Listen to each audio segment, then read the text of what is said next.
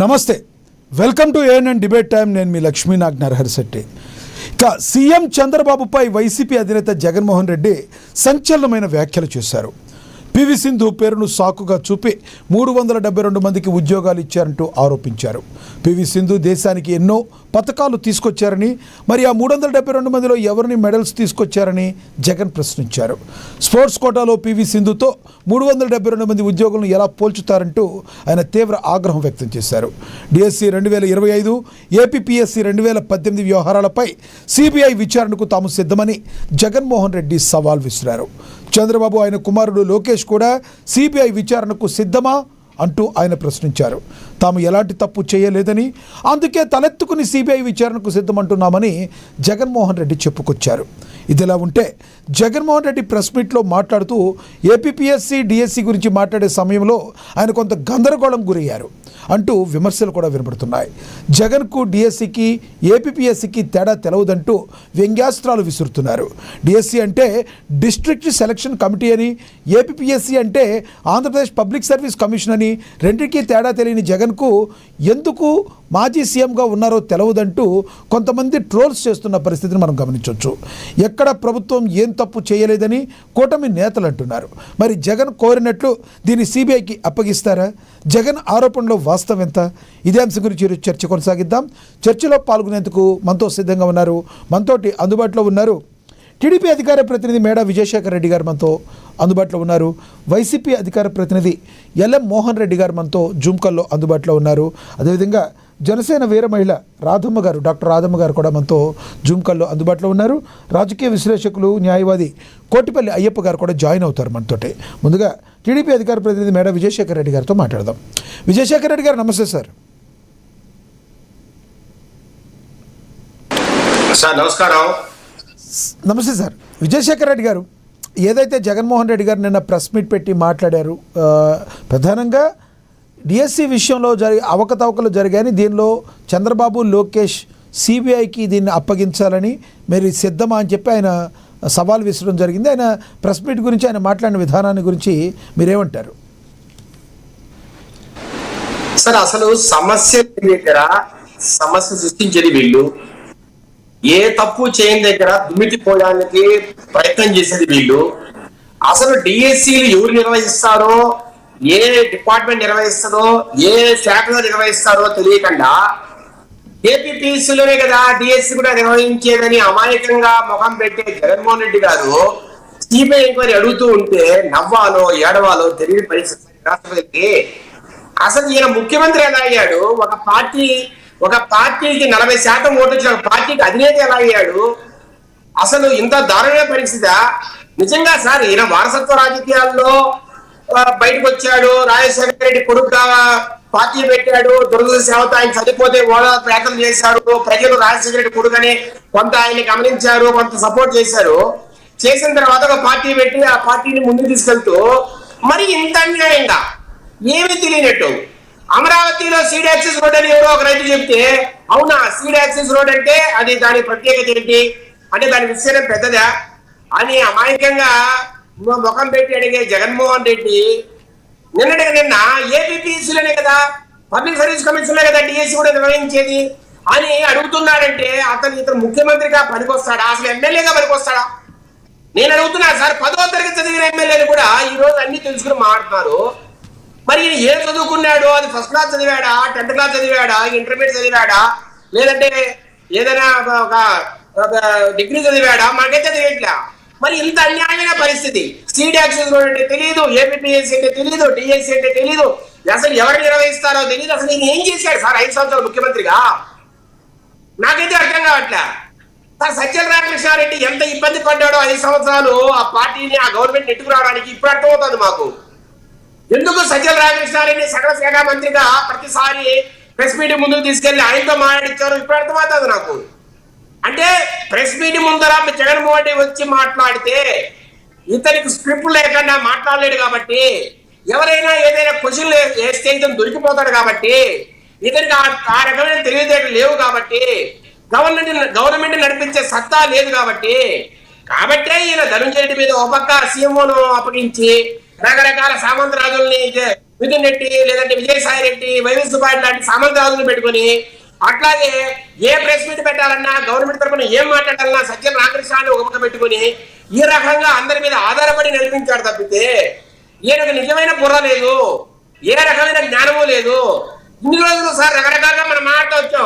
ఈయన బెంగళూరు ప్యాలెస్ నుంచి ఎప్పుడు తాడేపల్లి గురించి ప్రెస్ మీట్ పెట్టినా నలుగురు మేధావులు కూర్చొని స్క్రిప్ట్ రాయించాలా, ఆ స్క్రిప్ట్ చదివేసి వెళ్ళిపోవాలి తప్పితే ఇతనికి సొంత జ్ఞానం లేదని మనం ఏమైతే మాట్లాడామో ఇది వాస్తవం కదా. ఈరోజు ఇలాంటి పరిస్థితుల్లో ఏమీ తెలియకుండా, అసలు డిఎస్సీ ఎవరు నిర్వహిస్తారో తెలియకుండా దాని మీద దుమ్మెత్తిపోసే జగన్మోహన్ రెడ్డి గారిని ఏమన్నారు సార్ ఈ రాష్ట్ర ప్రజలు? అసలు దీంట్లో వాస్తవాలు ఏమన్నారు అంటే, ఇంత తెలియకుండా మాట్లాడే వ్యక్తి డిఎస్సీ మీద మాట్లాడుతూ ఉంటే నిజంగా డిఎస్సీలో తప్పులు జరిగాయని ఎలా అనుకుంటారు సార్ ఎవరైనా? అంటే ప్రధానంగా వీళ్ళు ఆరోపించేట్లో 372 మందిలో ఎవరైతే ఇప్పుడు దేశానికి ఎన్నో పథకాలు తెచ్చారు, పివి సింధు దేశానికి పథకానికి తెచ్చారు, మరి 370 మందిలో ఎంతమంది మెడల్స్ తెచ్చారని అడుగుతున్నారు ఆయన నిన్న. సార్ ఇప్పుడు ప్రతి ఎవరెవరైతే డిఎస్సీలో పాస్ అయ్యారో, ఎవరెవరైతే మెరిట్ లిస్ట్ వచ్చింది సార్, పబ్లిక్ చేశారు. ఇది ఆన్సర్ కీ పబ్లిక్ గా ఆన్లైన్ లో పెట్టారు, మెరిట్ లిస్ట్ ను ఆన్లైన్ లో పెట్టారు. అందరికీ కూడా వాళ్ళ వాట్సాప్ మెసేజ్లు వెళ్ళాయి. ప్రతి సెల్ ఫోన్, ప్రతి ఒక్కరు స్మార్ట్ ఫోన్స్ వాడతారు ఈరోజు. ప్రతి ఒక్కరికి వాళ్ళకు మెసేజ్లు వెళ్ళాయి, రకరకాలుగా ఈమెయిల్స్ వెళ్ళాయి. ఆ తర్వాత సెలక్షన్ లిస్ట్ కూడా దాన్ని కూడా ఆన్లైన్ లో పెట్టారు. అట్లాగే అందరికి కూడా ఈమెయిల్స్ వెళ్ళాయి, అందరికి కూడా వాట్సాప్ వెళ్ళాయి. ఇక తప్పు ఎక్కడ జరిగింది సార్? ఇప్పుడు ఈ 372 మంది ఎవరైతే స్పోర్ట్స్ కథలో వచ్చారో వాళ్ళు కూడా పక్కాగా సర్టిఫికెట్లతోనే వచ్చారు సార్. ఆ రోజు జియో ఇచ్చాం 2025 ఏప్రిల్లో. ఆ రోజు స్పోర్ట్స్ మినిస్టర్ రామప్రసాద్ రెడ్డి గారు క్లియర్ కట్ గా ఒక ప్రెస్ మీట్ పెట్టి అసలు స్పోర్ట్స్ కోటాలో ఎలా మేము ఫిలప్ చేస్తున్నాం, దానికి డిఎస్సి పరీక్ష రాయాలనా లేదా, దాని విధి విధానాలు ఏంటి, దానికి ఉన్న అర్హతలు ఏంటి, ఎవరైనా స్పోర్ట్స్ కోటాలో అప్లై చేయాలంటే దాని వాళ్ళకి అర్హతలు ఏమి ఉండాలి, ఇవన్నీ కూడా ప్రెస్ మీట్ పెట్టి చెప్పలేదా? తర్వాత జియో విడుదల చేయలేదా? మరి ఆ రోజు మీ నోటు పడిపోయాయా? మీ తడపల్లి ప్యాలెస్ లో ఆ రోజు టైం లేదా మీకు ప్రెస్ మీట్ పెట్టడానికి? లేదంటే మీ సజ్జల రామకృష్ణాడికో, లేదంటే మీ రకరకాల నాయకులు ఎవరైతే పర్వతనేని చంద్రశేఖర్ రెడ్డికో, ఎవరెవరైతే ఈ రోజు లేనిపోని సమస్యలు మాట్లాడతారో, ఏదైనా అబద్ధాలు వదిలేస్తున్నారో వారు ఆ రోజు ప్రెస్ మీట్ పెట్టచ్చు కదా. డిఎస్సి ఎగ్జామ్ పెట్టకుండా మీరు స్పోర్ట్స్ కోటాలో ఎలా పెడతారు, ఎలా మీరు ఉద్యోగాలు ఇస్తారని ఆ రోజు ఎందుకు మాట్లాడకపోయారు? ఆ ఉద్యోగాలు ఫిలప్ అయిన సంవత్సరం తర్వాత ఈ రోజు వచ్చి మీరు పలానా అభ్యర్థికి ఎలా జాబ్ ఇచ్చారు, పలానా వారికి నిజంగా మెడల్ ఉందా లేదా, పలానా సర్టిఫికేట్ ఎలా వచ్చారు ఈ రోజు మాట్లాడతారు సార్. నేను అడుగుతున్నా, జూడో అసోసియేషన్ గురించి కొన్ని మాట్లాడారు. జూడో అసోసియేషన్ కి మా ఎంపీ భరత్ ఎప్పుడు వచ్చారు సార్? జూన్ 2025 లో ఆయన హానరీ చైర్మన్ అయ్యారు. మరి అంతకుముందు అంటే ఆ గంటకే సర్టిఫికెట్లు, దొంగ సర్టిఫికెట్లు ఇచ్చేస్తారా? నేను అడుగుతున్నా ఓపెన్ గా డిబేట్. నేను 4 సంవత్సరాలు, 5 సంవత్సరాలు, 6 సంవత్సరాల ముందర వాళ్ళు ఏదైతే ఆటలు ఆడారో, ఏదైతే గేమ్స్ లో పాల్గొన్నారో దానికి సంబంధించి సర్టిఫికెట్లు ఇస్తారా, లేదంటే జూన్ 2025 లోనే సర్టిఫికెట్లు ఇస్తారా? అసలు జూన్ 2025 కి ఎగ్జామినేషన్ సంబంధించి మీరు అన్ని అప్లోడ్ చేయాల్సిన అవసరం లేదా సార్? జూలైలో ఎగ్జామ్స్ జరిగాయి. దాని అర్థము జూన్ కల్లా మీరు అప్లోడ్ చేయాలి కదా మీ అప్లికేషన్స్ కావచ్చు, లేదంటే మీకున్న సర్టిఫికేట్ కావచ్చు. మరి అట్లాంటప్పుడు జూన్ 2025 లో జూడో అసోసియేషన్ అధ్యక్షుడిగా ఎన్నికైన భరత్ ఎలా తప్పులు చేస్తాడు? అట్లాగే సాఫ్ట్ బాల్ అసోసియేషన్ సార్, కూర రవికుమార్ గారు ఎమ్మెల్యే, ఆయన మే 2025 లో సాఫ్ట్ బాల్ అసోసియేషన్ అధ్యక్షులయ్యారు.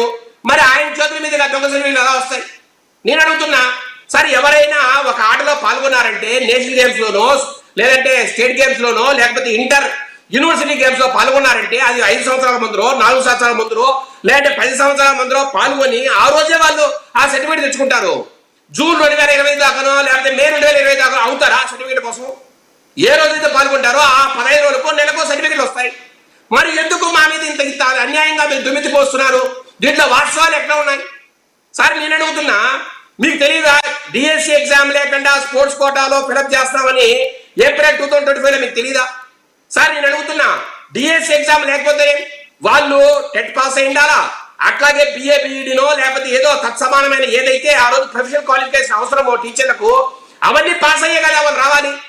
మరి అలాంటి పాస్ అయిన వాళ్ళను ఈరోజు స్పోర్ట్స్ కోటా కింద మేము తీసుకొని పీఈటీ టీచర్లు గానో లేకపోతే రకరకాల టీచర్లు గానో వేస్తే తప్పేముంది? ఒక్క డిఎస్సి ఎగ్జామ్ కదా లేదని చెప్పాం. మరి ఎక్కడ ప్రాబ్లం ఉంది సార్? నేను అడుగుతున్నా, పివి సింధుకి ఇచ్చారు, మరి పివి సింధుకి ఇచ్చినట్టే మిగతా వాళ్ళు ఆటలు ఆడలేదా? అంటే పివి సింధు ఒక రకమో మిగతా వాళ్ళు ఒక రకమా సార్? పివి సింధు ఒలింపిక్ లెవెల్లో ఆడిండొచ్చు, మరి టీచర్లు ఎవరైతే వచ్చారో వాళ్ళు స్టేట్ లెవెల్లోనో నేషనల్ లెవెల్లోనో లేదంటే ఇంటర్ యూనివర్సిటీ లెవెల్లో ఆడలేదా? అంటే ఆ ఆటలకి అంత వాల్యూ లేదా? మీరు అన్నట్టు సార్ కొంతమంది మాట్లాడతారు పివి సింధు ఉద్యోగం చేయట్లేదు, ఆమెకు గౌరవప్రదంగా ఒక జాబ్ ఇచ్చారని. ఉద్యోగం చేయమనండి, ఎవరు తట్టున్నాము అంటే ఏదో హామీ గౌరవప్రదంగా జాబులు ఇస్తారా? ఉద్యోగం చేయమనే కదా జాబులు ఇస్తాం. అంటే ఏ రోజు వరకు అయితే ఆ ఆటలు ఆడుతూ ఉంటుందో ఆ రోజు వరకు ఆమె బిజీగా ఉంటుంది కాబట్టి ఆమె ఉద్యోగం చేయదు, తర్వాత వచ్చి చేస్తారేమో. ఇక్కడేంటి స్పోర్ట్స్ కోటాలు ఎవరికైతే ఇచ్చామో వాళ్ళు ఇప్పుడు కూడా ఆటలు ఆడుతూ ఉంటారు. ఎప్పుడైతే ఆటలు వాళ్ళకు లేవో అప్పుడు వచ్చి ఉద్యోగాలు చేస్తారు, ఆటలు ఉన్నప్పుడు సెలవు పెడతారు. ఈ రకంగా సార్ పివి సింధుకు ఒక రకంగా ఇంకో రకంగా ఎందుకు మాట్లాడతారు మీరు? అంటే పివి సింధు ఒకటేనా, మిగతా ఎవరికి జాబులు లేదా? ఈ మధ్య కాలంలో ఈ దేశంలో కానీ ఈ రాష్ట్రంలో కానీ ఎంతో మంది స్పోర్ట్స్ పర్సన్ కి జాబులు ఇచ్చే దాఖలాలు లేవా? గ్రూప్ 1 జాబులే ఇస్తున్నామండి, డిఎస్సీలు ఇచ్చేది ఎంత? సో ఒక టీచరు బిఏబిడినో ఎంఏబిడినో చదివితే అతను మ్యాథ్స్ సైన్స్ చదువు చెప్పలేడా? డిఎస్సీ ఎగ్జామ్ పాస్ అయితేనే చదువు చెప్తాడా? లేదంటే సార్ ఈ 370 మందిలో ఎంతమంది పీటీ మాస్టర్లు ఉన్నారు? మరి వాళ్ళందరూ స్పోర్ట్స్ కోటా కింద వచ్చినప్పుడు వాళ్ళకి స్పోర్ట్స్ తెలిసినప్పుడు వాళ్ళు పిల్లలకి ఆ స్పోర్ట్స్ లో పాఠాలు చెప్పలేరా? ఆ గేమ్లు ఆడించలేరా? మరి ఎక్కడ ప్రాబ్లం ఉంది సార్? ఇంకొక మాట మేము క్లియర్ గా చెప్పాం, అయ్యా మీరు అసెంబ్లీకి రండి, మీతో డిస్కస్ చేయడానికి సిద్ధమన్నాం. లేదు ప్రెస్ మీట్కి రండి, మీతో డిస్కస్ చేయడానికి సిద్ధమన్నాం. మీరు ప్రెస్ మీట్కి రాకపోతే అసెంబ్లీకి రాకపోతే అసలు ఎమ్మెల్యే అంటే అర్థం ఏంటి sir? Member of legislative assembly. అంటే లెజిస్లేచర్ అంటే కౌన్సిల్లో కానీ లేదంటే అసెంబ్లీలో కానీ దానికి సంబంధించిన ఎమ్మెల్సీ కావచ్చు ఎమ్మెల్యే కావచ్చు. సార్ ఎమ్మెల్యే ఎందుకు అవుతారు సార్? ప్రజలు ఎందుకు ఓట్లేస్తారు? మీరు అసెంబ్లీకి వెళ్ళి అక్కడ ఈ ప్రచార చట్టాల రూపకల్పనలో కావచ్చు, లేదంటే ఏదైనా మీ పులివెందులో కావచ్చు, లేదంటే ఈ రాష్ట్రంలో ఏదైనా సమస్యలు ఉంటే అవి ఎత్తి చూపడంలో కావచ్చు, లేదంటే గవర్నమెంట్ కు మీరు ఆ రకమైన సమస్యలను చెప్పి పరిష్కారాలు కనుక్కోవడంలో కావచ్చు, లేదంటే బడ్జెట్ రూపకల్పనలో కావచ్చు, మీరందరూ పాల్పంచుకొని అసెంబ్లీలో ఒక వేదికగా దాన్ని వాడుకొని ప్రజలకు సేవ చేస్తారని మీకు ఓట్లేస్తే మీరు వెళ్ళి బెంగళూరు ప్యాస్ లో కూర్చొని మీ ఎంటబడి ఉండే ఎమ్మెల్సీలను అక్కడ కౌన్సిల్ పంపించి రకరకాల గొడవలు చేసి సార్ ఏం మాట్లాడతారు సార్? సార్ మా అచ్చెన్నాయుడు గారు దద్దమ్మ అన్నారు, దద్దమ్మ అన్పార్లమెంటరీనా? దానికి ఏమేమి మాట్లాడతారు సార్? ఎద్దులాగా మీరు ఉల్లు పెంచారు, అట్లాగే ఆంబోతులాగా మాట్లాడతారని రకరకాలుగా మాట్లాడడం తీరు సార్. వాళ్ళు మాడుతూ ఉంటే నిన్నగాక మొన్న వైస్ చైర్మన్ అయిన తుమాటి మాధవరావు నవ్వుకుంటూ ఉండడం. అసలు వీరు మనుషులేనా? వీళ్ళకి అసలు ఎమ్మెల్సీలు లేకపోతే కౌన్సిల్ చైర్మన్ అవసరమా? ఇంత దారుణమైన పరిస్థితి ఎందుకుంది ఈ రాష్ట్రంలో? ఇంత విద్వేషమైన వాతావరణం ఎందుకుంది ఈ రాష్ట్రంలో? ప్రజలంతా ఆలోచించాలి. వైసీపీకి ఓటేయడం వల్ల వైసీపీకి ఎంత మనం వెళ్తున్నామో, ఎంత విధ్వంసం జరుగుతుందో, ఎంత ఈ సభా సాంప్రదాయాలు కావచ్చు సమస్యలు కావచ్చు ఎంత దారుణంగా నాశనం చేస్తున్నారో ఒకసారి అర్థం చేసుకోవాలి అందరూ కూడా. రైట్ మేడం విజయశేఖర్ రెడ్డి గారు మళ్ళీ మాట్లాడదాం. మీరుతో అందుబాటులో ఉండండి. మనతోటి వైసీపీ అధికార ప్రతినిధి మోహన్ రెడ్డి గారు ఉన్నారు, ఆయనతో మాట్లాడదాం. మోహన్ రెడ్డి గారు నమస్తే అండి.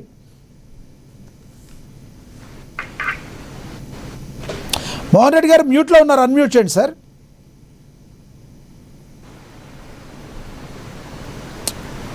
మోహన్ రెడ్డి గారు నా వాయిస్ వినబడుతుందా? మోహన్ రెడ్డి గారు మ్యూట్లో ఉన్నారు, మీరు మ్యూట్లో ఉన్నారు చూడండి. ఎస్ మోహన్ రెడ్డి గారికి నేను మళ్ళీ ఇస్తాను, మళ్ళీ మాట్లాడదాం మోహన్ రెడ్డి గారితో. మనతోటి రాజకీయ విశ్లేషకులు కోటిపల్లి అయ్యప్ప గారు ఉన్నారు, ఆయనతో మాట్లాడదాం. అయ్యప్ప గారు నమస్తే అండి.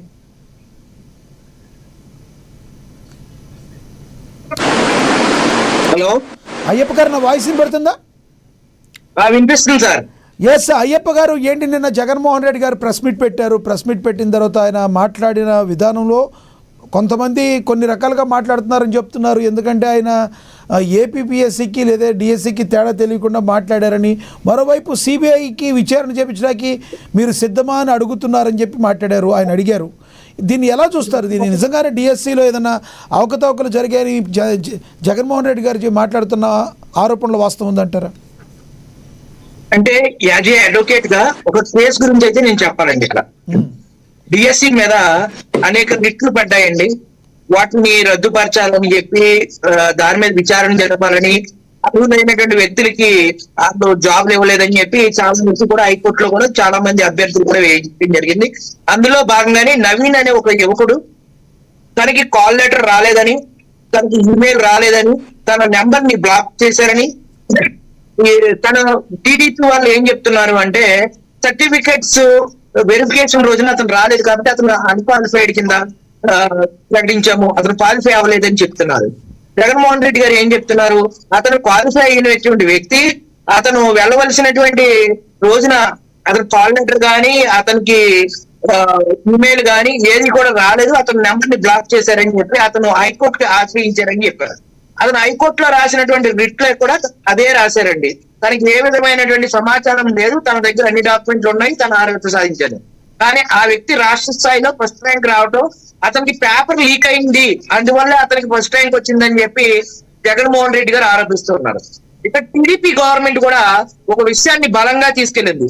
గతంలో గ్రూప్ 1 ఎగ్జామ్స్ ఏదైతే నిర్వహించారో వైఎస్ఆర్సీపీ టైంలో అవి పేపర్ల కరెక్షన్ కూడా 2-3 కరెక్షన్ చేశారని, అర్హత లేనటువంటి వ్యక్తులు కరెక్షన్ చేశారని, అనర్హులకి జాబులు ఇచ్చారని చెప్పి దాని మీద కూడా సిబిఐ విచారణ జరపాలని చెప్పి ఏదైతే కూటమి ప్రభుత్వం చెప్తుందో దాన్ని కూడా జగన్మోహన్ రెడ్డి గారు ఆన్సర్ చేయవలసిన అవసరం ఉంది. అలాగే జగన్మోహన్ రెడ్డి గారు చెప్పినటువంటి ఏ విషయం అయితే ఈ రోజున డిఎస్సి మీద అవకతవకలు జరిగాయని చెప్పి నవీన్ అనే ఒక వ్యక్తిని ఒక ఉదాహరణగా చూపించి టీడీపీ అధిష్టానాన్ని అలాగే కూటమి ప్రభుత్వాన్ని ఆయన కోరుతున్నారు. దాని మీద కూడా పారదర్శకంగా జవాబుదారితనంగా వివరణ ఇవ్వాల్సినటువంటి ఆవశ్యకత టీడీపీ ప్రభుత్వం మీద కూడా ఉంది. అటు గ్రూప్ 1 మీద ఇటు డిఎస్సి మీద రెండింటి మీద సిబిఐ విచారణ జరపాలని చెప్పి మా వైపు నుంచి అనలిస్ట్ గా కానీ ఒక రాష్ట్రంలో ఉండేటువంటి ఒక ఓటర్ గా కానీ మేము 2 విషయాల్లో కూడా ఆనాడు వైసీపీ ప్రభుత్వం నిర్వహించినటువంటి గ్రూప్ 1 విషయంలో కానీ ఈనాడు కూటమి ప్రభుత్వం నిర్వహించినటువంటి డిఎస్సి మీద కానీ రెండింటి మీద కూడా సమూలంగా ప్రభుత్వాలు ఇన్వాల్వ్మెంట్ అవ్వకుండా పూర్తి స్థాయిలో పారదర్శకమైనటువంటి విచారణ జరిపి సిబిఐ విచారణ జరిపి దాని మీద న్యాయ నిపుణులైనటువంటి వ్యక్తుల ద్వారా విచారణ జరిపించి న్యాయమూర్తుల కమిటీ వేసి ప్రజలకి ఏది నిజం అనేది తెలియజేయవలసిన బాధ్యత ప్రభుత్వాల మీద, గౌరవ ప్రభుత్వాల మీద ఉంది.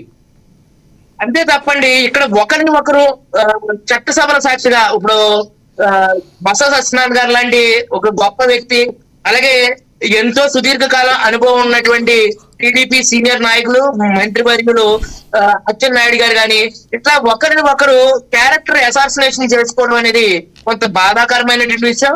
ఏదైతే దద్దమ్మ అనడం, తర్వాత ఆంబోతు అనడం, ఈ ఎద్దులా పెరిగారంటం, ఇటువంటి వ్యాఖ్యలు అటువంటి రాజకీయ దిగ్గజాలకి సరికాదు. అది చాలా హుందాగా పెద్దల సభ అనేది మర్చిపోకూడదు.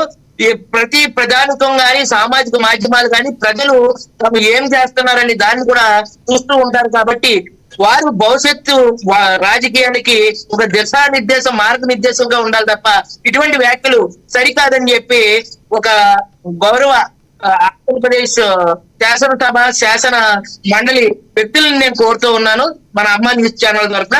ఇంకో విషయం ఏంటంటే డిఎస్సిలో జరిగినటువంటి అవకతవకలు కొంతమంది అభ్యర్థులు అయితే తమకు అర్హత మార్కులు వచ్చినప్పటికీ కూడా క్వాలిఫై అవ్వలేవని చెప్పి కోర్టుకు వెళ్ళినటువంటి దాఖలాలు ఉన్నాయి.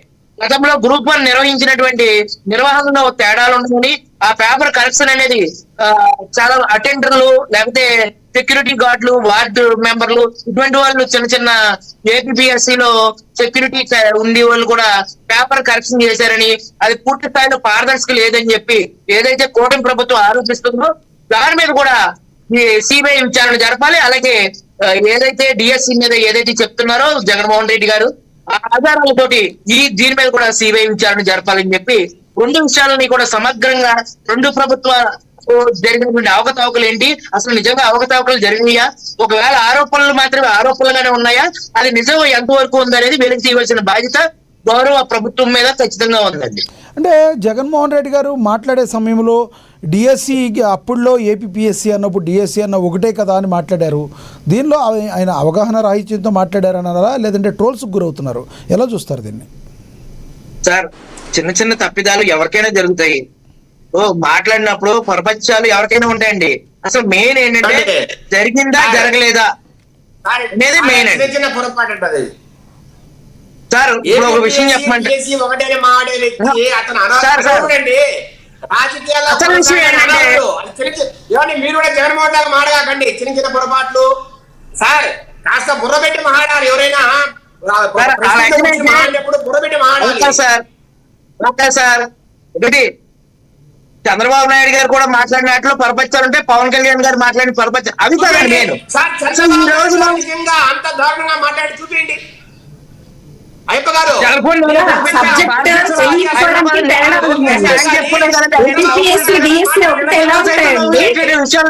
చంద్రబాబు నాయుడు గారు చెప్పిన దాఖలాలు ఏమండి? మరి ఎందుకండి అవి కాదు మన క్యారెక్టర్ అసోసియేషన్ వాళ్ళ గురించి కాదండి మన బిఎస్సీ మీకు తేడాలి గ్రూప్ వన్ మీకు తేడాలండి మాట పొరపాటు జరగటం వేరు, ఏపీఎస్సీ డిఎస్సి ఒకటి అనడం వేరు. రాధమ్మ గారు ఇస్తా, మీకు ఇస్తా, ఆగండి. రాధమ్మ, కొన్ని సందర్భాల్లో ఒక ముఖ్యమంత్రి గారికి కొన్ని విషయాల్లో అవగాహన లేకపోవచ్చు, దాన్ని పక్కన పెట్టండి.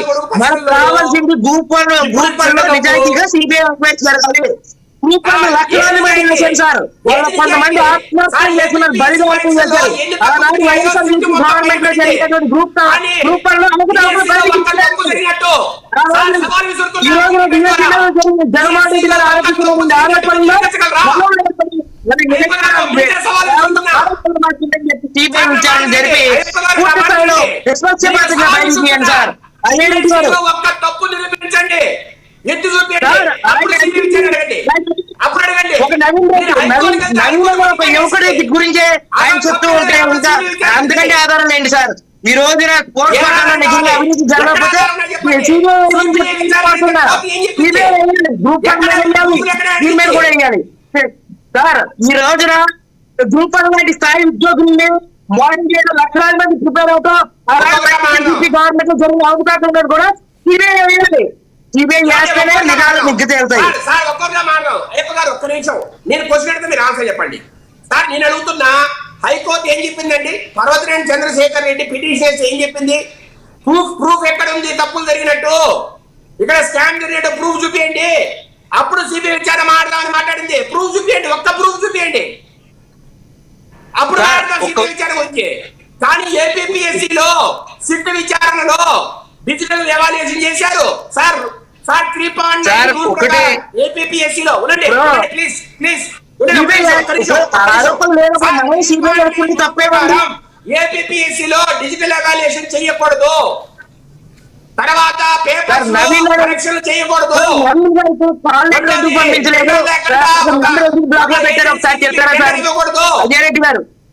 అజయ్ కదండి, మేడం విజయశేఖర్ రెడ్డి గారు, విజయశేఖర్ రెడ్డి గారు, విజయశేఖర్ విజయశేఖర్ రెడ్డి నవీన్ అనే ఒక యువకుడికి అతను డిఎస్సీ లో క్వాలిఫై అయితే అతనికి కాల్ లెటర్ కానీ మేడం కానీ అతని నెంబర్ బ్లాక్ లో పెట్టారని చెప్పి శాశ్వత ఆధారాలతో హైకోర్టుకి వెళ్ళిన దాఖలాలు లేవండి.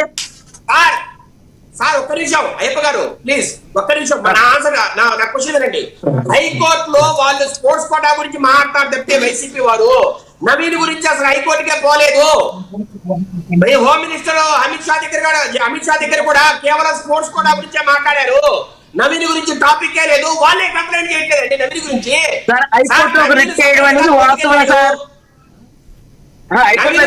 కోర్టుకెళ్ళాడు, లెట్ కోర్టు సైడ్. ఒకటండి విజయశేఖర్ రెడ్డి గారు, మిమ్మల్ని ఒక క్వశ్చన్ వేయాలి. ఇప్పుడు లక్షలాది మంది ప్రిపేర్ అయినటువంటి డిఎస్సీలో అవకతవకలు ఉంటే సిబిఐ లో దాని తప్పేం లేదు. అలాగే మరి మన ప్రభుత్వం అధికారంలో ఉన్నది. గతంలో గ్రూప్ వన్ లో విజయశేఖర్ రెడ్డి గారు సార్ విజయశేఖర్ రెడ్డి గారు ఒక క్వశ్చన్. గతంలో గ్రూప్ వన్ ఎగ్జామ్స్ ని అత్యంతలు కూడా దాన్ని కరెక్షన్ చేశారని, లక్షలాది మంది జీవితాలు నాశనం అయ్యాయని, అనర్హులకు కూడా పోస్టులు కట్టబెట్టారని చెప్పి ఒక బలమైనటువంటి ఆధారాలు ఆరోపణలు ఉన్నాయి. మరి దాని మీద సిబిఐ వేయడానికి కూటమి ప్రభుత్వం సిద్ధంగా ఉందా?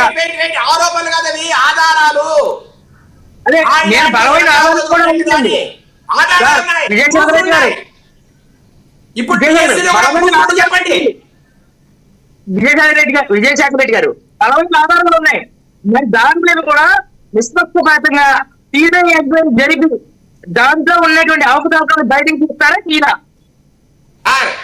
ఆల్రెడీ హైకోర్టు వారు ఆ కేసును వాళ్ళు ఆల్రెడీ చూస్తున్నారు. సిట్ దర్యాప్తు చేసి తుది నివేదిక హైకోర్టుకి ఇచ్చింది.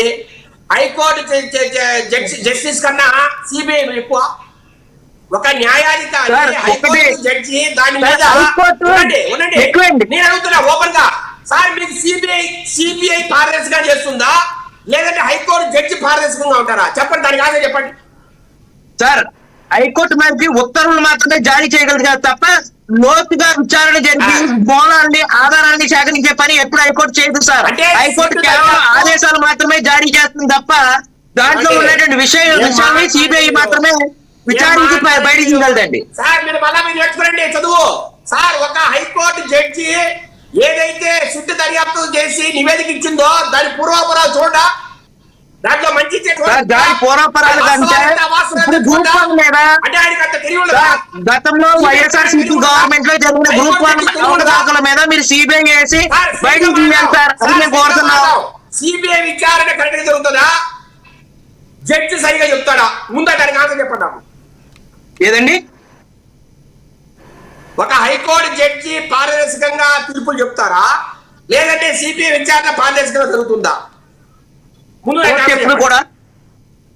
ఎప్పుడు కూడా ఉన్న ఆధారాలు తప్ప కోర్టు ఎప్పుడు కూడా లోతుగా ఇన్వెస్టిగేట్మెంట్ టీం కాదండి. కోర్టు అనేది కేవలం ఉన్న ఆధారాలు కోర్టు వారికి ముందు ఉంచిన ఆధారాల ప్రకారమే మాత్రమే వారు జడ్జిమెంట్స్ ఇవ్వగలరు, ఆదేశాలు ఇవ్వగలరు. లోతట్టుగా ఎలా జరిగింది, పేపర్ కరప్షన్ ఎలా జరిగింది, పేపర్ గ్రూప్ 1 పేపర్ లో అవకతవకలు ఏంటి, ఇవన్నీ బయట చేసే సిబిఐ సార్. ఇంకో క్వశ్చన్ అడుగుతా మిమ్మల్ని. ఇదే రకంగా ఇంత ముందు ప్రభుత్వానికి సంబంధించిన ఏజెన్సీలు రకరకాల దర్యాప్తులు చేసి కోర్టుకు ఆధారాలు సమర్పించినప్పుడు వాళ్ళు చెప్పినట్టే తీర్పు వచ్చిందా, లేకపోతే అవినీతి గా తీర్పు ఇచ్చే రోజులు ఉన్నాయా? సార్ ఒక్క విషయం, హైకోర్టులో రాకపోతే సుప్రీంకోర్టు రావచ్చు. కాదండి, హైకోర్టులో రాకపోతే సుప్రీంకోర్టు కావచ్చు. ఏం చెప్తే అదే కరెక్ట్ ఆ కోర్టుకి. ఇప్పుడు సిట్టి సంస్థలు ఏ చెప్తే అలాగే సిట్ ఎందుకు చేశారు మీరు? అది కూడా అవసరం లేదు కదా, కోర్టు వదిలేసిందే సార్.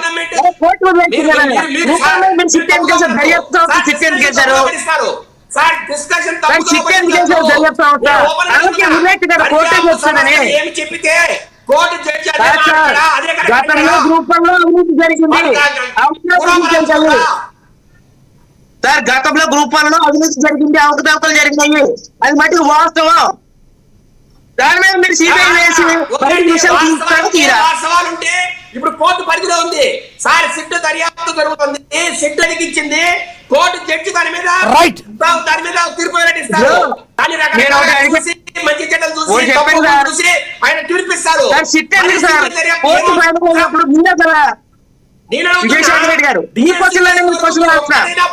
నిరూపించారా? ఒక్క ప్రూఫ్ పెట్టండి. కోర్టు అడిగిందండి, నేను కాదు అడిగేది, కోర్టు అడిగింది. శేఖర్ రెడ్డి గారు ఆయన ఏదో క్వశ్చన్ అడుగుతున్నారు, ఒకసారి అడగనివ్వండి ఆయన్ని. మీరు అడిగిన తర్వాత సమాధానం చెప్పండి ఆయనకి. మీరు నన్ను క్వశ్చన్ డైరెక్ట్ గా అడిగారు. చెప్పండి. విచారణ బృందాలు లేకపోతే దర్యాప్తు బృందాలు ఇచ్చినటువంటి నివేదికల కంటే కూడా సుప్రీంకోర్టు బలమైంది కాబట్టి సుప్రీంకోర్టు అన్నారు. మరి అలాంటిటప్పుడు నేను గ్రూప్ 1 మీద సిబిఐ వేయమని చెప్పి గతంలో వైఎస్ఆర్సీపీ గవర్నమెంట్ లో అడిగాను. మీరు దానికంటే కూడా హైకోర్టే బలమైంది అన్నారు. మరి అలాంటిటప్పుడు కోర్టులో బలమైనప్పుడు సిట్ విచారణ మీరు ఎందుకు వేశారు? సిట్ విచారణ కంటే కూడా సుప్రీంకోర్టు నమ్మకం లేదా అని మిమ్మల్ని క్వశ్చన్ అడుగుతున్నా. ఏమండి అసలు కోర్టుకు ఎవరో ఒకరు ఒక ఏజెన్సీ విచారణ చేసి వారికి ఒక నివేదిక సమర్పించాలి. అది సిట్టా సిబిఐ అనేది వాళ్ళకి ఇమ్మెటీరియల్. వాళ్ళు ఏం చెప్పారు? వెయిట్ అంటే హైకోర్టు జడ్జి ఏం చెప్పాడు? దీని మీద ఒక విచారణ ఏంటి, విచారణ చేసి మాకు నివేదిక ఇవ్వండి అడిగాడు.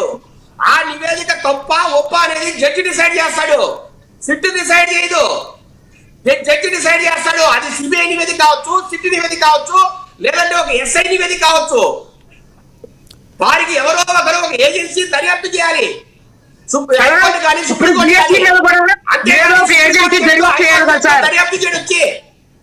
రైట్ సార్, ఇప్పుడు ఏదో ఏజెన్సీ గ్రూప్ 1 కూడా దర్యాప్తు చేయాలా చేయక్కర్లేదా చెప్పండి.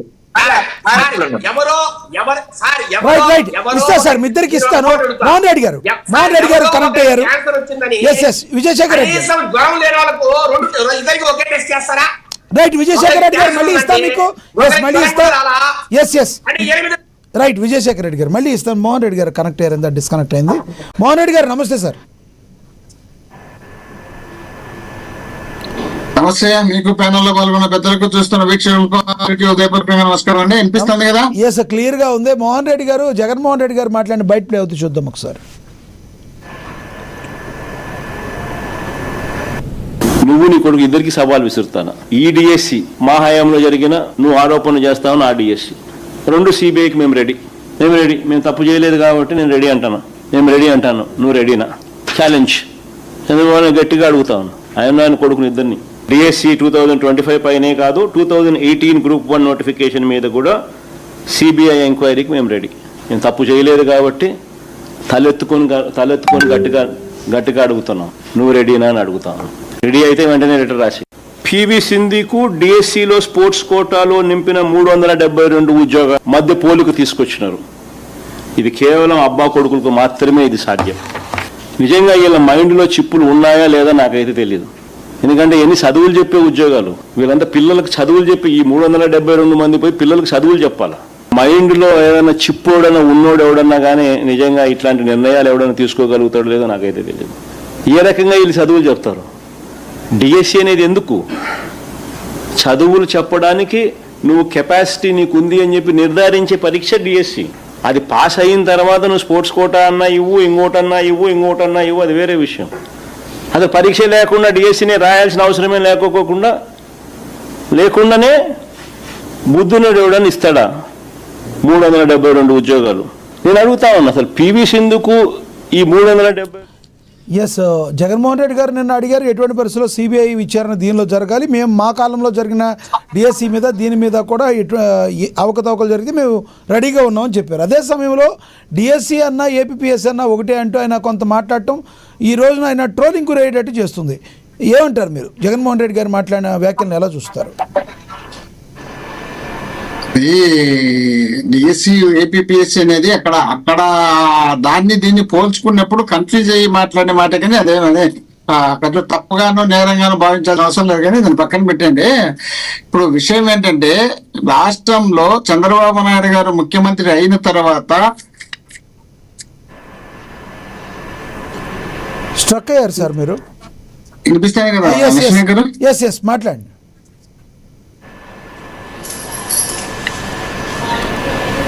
మోహన్ రెడ్డి గారు 10/12/2024 ఇప్పుడు ఒక జీవో ఇచ్చినారు.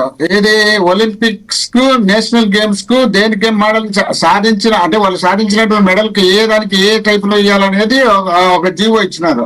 అది స్పష్టంగా ఇచ్చిన తర్వాత మళ్ళీ 2025లో చంద్రబాబు నాయుడు గారు డిఎస్సి నోటిఫికేషన్ ఇచ్చేటప్పుడు జీవో నెంబర్ 4, జీవో నెంబర్ 47, దానికి ఆ జీవో నెంబర్లు ఎందుకు ఇచ్చారంటే, ఆయనకు కావాల్సినటువంటి వ్యక్తులకు ఉద్యోగాలు ఎగ్జామ్ రాయకపోయినా కూడా ఇవ్వడానికి పాసిబిలిటీ ఉంటుందని చెప్పి 1% స్పోర్ట్స్ కోటా ఉన్నదాన్ని 3% పెంచుకుంటూ వీళ్ళు ఇచ్చినటువంటితో పాటు ఈ అవకతవకలు చేయడానికి చేసుకున్నటువంటి ఏర్పాటు ఇది. ఆ ఏర్పాటు జరిగిన తర్వాత అక్కడ స్పోర్ట్స్ కోటాలో 373 పోస్టు అవకతవకలు చేయడంతో పాటు వీళ్ళు ఎగ్జామ్ రాసేటప్పుడు వీళ్ళు అవుట్ సోర్సింగ్ ఉద్యోగి అయినటువంటి నవీన్ అనే క్యాండిడేట్ ఫస్ట్ ర్యాంక్ వచ్చిన తర్వాత అతన్ని ఉద్యోగానికి పిలిచకుండా అతనికి ఉద్దేశపూర్వకంగా పక్కన ఎందుకు పెట్టినారు అంటే, జగన్మోహన్ రెడ్డి గారు ఈ విషయం పైన స్పందిస్తానే మీరు అవినీతికి పాల్పన్నారు, అవుట్ సోర్సింగ్ ఉద్యోగికి మీరు అప్లోడ్ చేసే అవకాశం ఎట్టించినారు, అక్కడ జరిగినటువంటి అవకతవకలు అతని ద్వారా ఇంకా ఇతరులకు కూడా అనేక మందికి చేరింది కాబట్టి దీనిపైన ఎంక్వైరీ చేయాల్సి వస్తుందని జగన్మోహన్ రెడ్డి గారు ఎప్పుడు చెప్పినారో అప్పుడు వీళ్ళు భయపడిపోయి ఇది భయపోతుంది, ఇతనితో పాటు నవీన్ తో పాటు ఇంకా చాలా మంది నవీన్ ద్వారా లబ్ధి పొందినటువంటి వాళ్ళు ఉన్నారు, వీళ్ళందరూ బయటకు వస్తారు కాబట్టి నవీన్ అనే వ్యక్తిని పక్కన పెట్టేయండి అని చెప్పి అతన్ని పక్కన పెట్టడంతో పాటు అతనికి ఐడెంటిటీ లాక్ చేసే కార్యక్రమంతో పాటు అతని మీద నిందలేసి ఇతను రావడం లేదు, మేము సర్టిఫికెట్ లో వెరిఫికేషన్ కు రాలేదు, నేను ఎన్నిసార్లు ఫోన్ చేసినా రాలేదు, నీ ఇష్టం తప్పించే కార్యక్రమం చేసిన మాట వాస్తవం అందరికీ తెలుసు. అదే కాకుండా వీళ్ళు ఆడియోలు వీడియోలు అనేకమైనటువంటి వచ్చిన సందర్భాన్ని కూడా మనం గుర్తించుకోవాలా. అది మీరు డబ్బులు తీసుకొని వచ్చి నేను పెద్ద ఆఫీసర్ల దగ్గర కూర్చోబెట్టి పెద్ద నాయకుల దగ్గర కూర్చోబెట్టి మాట్లాడి సెటిల్ చేస్తానని చెప్పినటువంటి ఆ ఆడియో మనం చూసిన తర్వాత అతని ఫోన్ నెంబర్ తో పాటు కనిపిస్తే అతన్ని కేసు పెట్టి అరెస్ట్ చేసినామని చెప్పి అసెంబ్లీలో అబద్ధాలు చెప్తారు తండ్రి కొడుకు ఇద్దరు. ఆ చెప్పినటువంటి వ్యక్తికి స్టేషన్ బెయిల్ ఇచ్చి అతని పేరు కూడా కనిపించకుండా అక్కడ అనుమానాస్పదం అన్నట్టు పెట్టేసి అతని పేరు కనిపించకుండా అతన్ని అరెస్ట్ చూపకుండా బెయిల్ మీద పంపించినటువంటి చరిత్ర మన ఘనకారం చేసినటువంటి పెద్ద మనుషులది. ఆ తర్వాత ఒంగోలుకు సంబంధించినటువంటి రాధిక అనే అమ్మాయిని జ్యోతి అనే అమ్మాయి పిలిపించుకొని ఆ అమ్మాయి ద్వారా 14,10,000 రూపాయలు తీసుకొని నీకు ఉద్యోగం ఇప్పిస్తాం మేము, మాకు లోకేష్ గారి కోటాలో ఉన్నాయి, ఆ భానుప్రకాష్ అనే వ్యక్తి మాకు తెలిసినటువంటి కానూరుకి చెందినటువంటి వ్యక్తి, అతను ఇంతకుముందు పోలీసు ఉద్యోగం చేసినాడు, అతని ద్వారా మేము ఇప్పిస్తాం, మేము చేస్తామని చెప్పి వీళ్ళ నోట్తో చెప్పిన తర్వాత ఆ అమ్మాయికి ఉద్యోగం రాకపోతే ఆ అమ్మాయి ఒంగోలులో పోయి కేసు పెడితే వీళ్ళు అప్పుడు స్పోర్ట్స్ కోటా కాదు మీకు టూరిజం లో పోస్ట్ ఇప్పిస్తామని చెప్తే నాకు ఇదే కావాలంటే ఆ అమ్మాయిని బెదిరించి మేము చంపుతామని చెప్పి బెదిరిస్తే ఆ అమ్మాయి పోయి జగన్మోహన్ రెడ్డి గారిని కలిసి అయ్యా నా పరిస్థితిని ఈ విధమైనటువంటి దౌర్జన్యం చేస్తున్నారని చెప్పి వీళ్ళు జగన్మోహన్ రెడ్డి గారిని కలిసిన తర్వాత కూడా వీళ్ళు నాటకాలు ఆడే కార్యక్రమం చేస్తే వీళ్ళ చరిత్ర మొత్తం భ్రష్టు కొట్టిపోయింది. దీంట్లో లోకేష్ గారు అట్రక్టిపోయినారని తెలిసిన తర్వాత లోకేష్ గారిని కాపాడుకోవడం కోసం చంద్రబాబు నాయుడు గారు పడదాని పాటలన్నీ పడుతున్నారు. ఎన్ని పాటలు పడినా ఎన్ని పీట్లు చేసినా మీరు అక్కడ అట్టర్ క్లాప్ అయినారనేది జనం గ్రహించినారు కాబట్టి మీరు దాంట్లో చేతులు ఎత్తేసి సిబిఐకి ఇస్తే చాలా గౌరవంగా ఉంటుంది, లేదా తప్పు ఒప్పుకొని రిజైన్ చేస్తే ఏదో ఒక గౌరవంగా ఉంటుంది. ఇలాంటివన్నీ మీరు వదిలిపెట్టేసి మీ ఇష్టానుసారంగా మీకు కావాల్సినట్టు మా మీద రుద్దడానికి ఇప్పుడు 2022లో వచ్చినటువంటి ఉద్యోగాలకు సంబంధించిన గ్రూప్ 1 కు సంబంధించి ఈ రోజు మీరు వస్తున్నారు. ఆ రోజు 2018లో ఎన్నికల ముందు హడావిడిగా చంద్రబాబు నాయుడు గారు నోటిఫికేషన్ ఇచ్చారు. నోటిఫికేషన్ అయిపోయిన తర్వాత ఫిలిమ్స్ మీ ఆధ్వర్యంలో జరిగినాయి. మీ ఆధ్వర్యంలో పాస్ అయినటువంటి వ్యక్తులకు మాత్రమే మేము గ్రూప్ 1 ఫిలప్ చేసినాము. వాటిని మీలాగా కాకుండా ఒక రాజకీయంగా ఉన్నటువంటి వ్యక్తులను ఏపీపీఎస్సీ చైర్మన్ చేయకుండా ఒక ఐపీఎస్ ఆఫీసర్ని చైర్మన్ చేయడంతో పాటు దాదాపు 3 ఇంటర్వ్యూలు పెట్టే కార్యక్రమంతో పాటు ఐపీఎస్, ఐఏఎస్, వీసీలతో ఇంటర్వ్యూలు పెట్టించినటువంటి చరిత్ర ఒక్క జగన్మోహన్ రెడ్డి గారికి దక్కితే మీరు మీ ఇష్టం వచ్చినట్టు మీరు ఫిలప్ చేసుకొని మీకు కావాల్సినటువంటి వ్యక్తులకు ఆ రోజు అప్పుడు ఫిలప్ చేసుకున్నారు మీరు ముఖ్యమంత్రిగా గతంలో ఉన్నప్పుడు. ఆ తర్వాత ఇప్పుడు వచ్చిన తర్వాత మళ్ళీ ఈ డిఎస్సీలో బ్రహ్మాండమైనటువంటి గోల్మాల్ జరిగిందని చెప్పి నోరు నెత్తి మొత్తుకుంటుంటే మేము నీతివంతులం, మేము నిజాయితీవంతులం, మేము అసెంబ్లీకి రండి.